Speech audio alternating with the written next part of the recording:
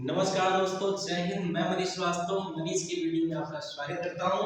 आज मैं लेकर आया हूं पूरे उत्तर प्रदेश के बच्चों के लिए बहुत बड़ी खुशखबरी की बात है। आज हम पढ़ेंगे कक्षा 12 के हिंदी का टॉपिक, और इस हिंदी के टॉपिक में आज का टॉपिक होगा खंडकाव्य। अगर बात की जाए बच्चों खंडकाव्य की, तो ये हमारे 5 अंक हमको देगा। लेकिन सबसे बड़ी बात ये रहती है आप सबके लिए कि सर कैसे लिखना है, क्या होता है खंडकाव्य।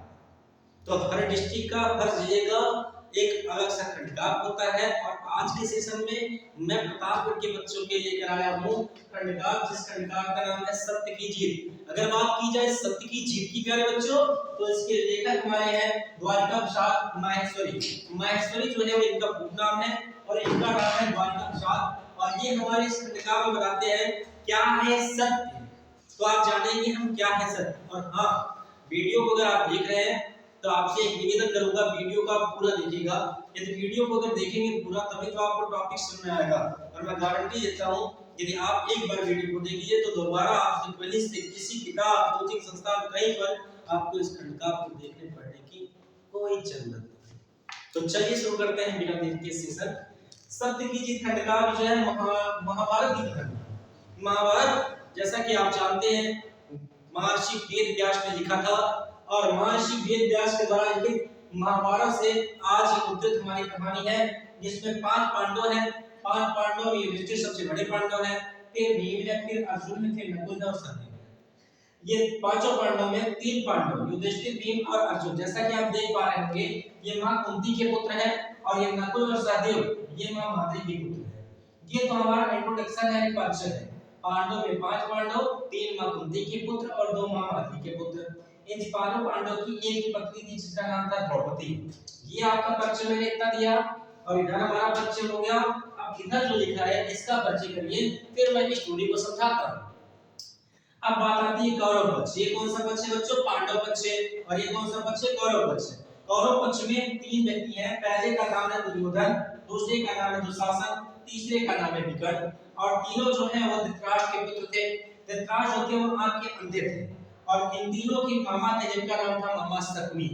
अब हमारी कहानी शुरुआत होती है। इस पांडव पक्ष और कौरव पक्ष में जुए का खेल होता है। ये जुआ क्या होता है?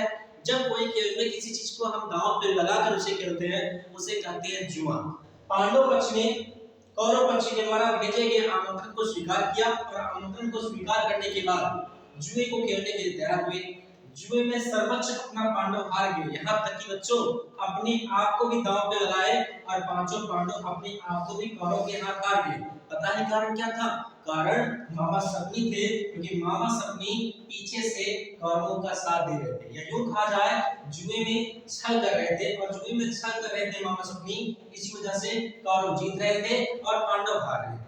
जब पांचों पांडव अपने आप को कौरवों के हाथ हार चुके, तो कौरवों ने कहा बोल पांडव अब क्या होगा। जैसे आपने सुना होगा तेरा क्या होगा कातिया, वैसे ही कहते हैं दुर्योधन ये क्या होगा पांडव बोलो। तो पांडव कहते हैं क्या होगा, जो होगा मंजूरी खुदा होगा।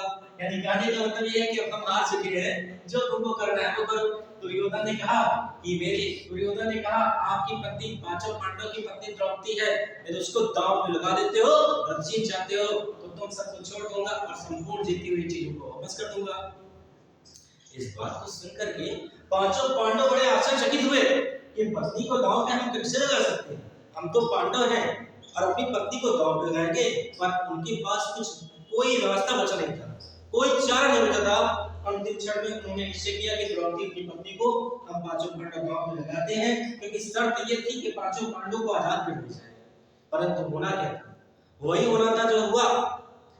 पांचों पांडव का जिस तरीके से सर्वोच्च, यहाँ तक कि खुद को कौरवों के हाथ हार चुके थे, मामा अपनी साथ दे रहे थे, वैसे ही द्रौपदी को भी पांचों पांडव कौरवों के हाथ हार चुके। और जब हार जाते हैं तो दुर्योधन ने दुशासन कहा, "ए दुशासन मेरे भाई आगे बढ़", और आगे बढ़ जाकर के द्रौपदी के केस को खींच करके हमारी सभा में ले। द्रौपदी के केस को खींचते हुए जैसे ही दुशासन हमारी सभा में ले आता है, केस को खींचने के बाद आसानी पीड़ा दर्द होने के बाद द्रौपदी एक सेनानी की बात चिल्लाती है और कहती है, हे निर्लज्ज दुशासन, हे निर्लज्ज दुशासन, मुझे एक नारी का अपमान करने में तनिक भी लज्जा नहीं आती। इस बात को सुन करके दुशासन ने अपने पैरों को पीछे खींच लिया, क्योंकि वो डर गया। आपने सुना होगा डर के आगे जीत है माउंटेन ड्यू। वैसे ही दुशासन डर गया। दुर्योधन ने कहा डर मत मेरे भाई, मैं हूं तेरे साथ, तू आगे बढ़ और उसके चीर हरण कर, उसके वस्त्रों को खींच। इतना सुनकर के विकर्ण, क्योंकि उन्हीं का भाई था, लेकिन उन विकर्ण ने दोनों भाई दुर्योधन और दुशासन को कहा, ये मेरे ज्येष्ठ भ्राता दुर्योधन दुशासन, जो आप कार्य कर रहे हैं ये अनुचित कार्य है, ऐसा कार्य न करो, न करो बच्चा, पाप पड़ेगा, पाप पड़ेगा, ऐसा कार्य न करो। यदि ऐसा कार्य करोगे तो इसका परिणाम बहुत ही ज्यादा असहनीय होगा। लेकिन विकर्ण जो कि छोटा था, इसकी बातों का दुर्योधन दुशासन पर कोई भी प्रभाव नहीं पड़ा। दुशासन आगे बढ़ते हैं और द्रौपदी के वस्त्रों को जैसे ही खींचने जा रहे थे, पांचों पांडवों ने कहा ऐसा ना करो, ऐसा ना करो दुर्योधन, ऐसा ना करो, ये तुम्हें निराज्य करना है, वस्त्रों का हरण करना है, तो हम अपने वस्त्रों को उतारने के लिए तैयार हैं। इतना कहते ही आपके पांचों पांडवों ने अपने अग्रवस्त्र ऊपर के वस्त्रों को उतार दिया, लेकिन तब पर भी वह दुर्योधन और दुशासन के ऊपर उनकी थोड़ी सी दया नहीं है, थोड़ी सी भी दया नहीं है। अंतिम क्षण में द्रौपदी ने कहा, यदि मेरे पांचों पांडव जुए में अपने आप को हार चुके हैं, छल से कौरवों ने पांडवों को क्या किया बच्चा, जीता है। नैतिक बोलो शिवांश, छल ने क्या किया था, जीता था, और छल से तो जीता गया है। द्रौपदी ने कहा कि मेरे पांचों पांडव पति को जब छल से जुए में जीता गया है, तो इनका कोई भी अधिकार नहीं बनता कि मुझको दांव पे लगाए। इस बात को सुनकर बच्चों धृतराष्ट्र सिंहासन में खड़े हो जाते हैं और संपूर्ण सभा के बीच बोलते हैं कि द्रौपदी सच कहती है और आज सत्य की जीत होती है। और सत्य क्या है कि द्रौपदी ने सही कहा, जब पांचों पांडव उसके पति अपने आप को कौरवों के हाथ हार चुके हैं, उनका कोई भी अधिकार नहीं बनता है मुझे दांव पे लगाने।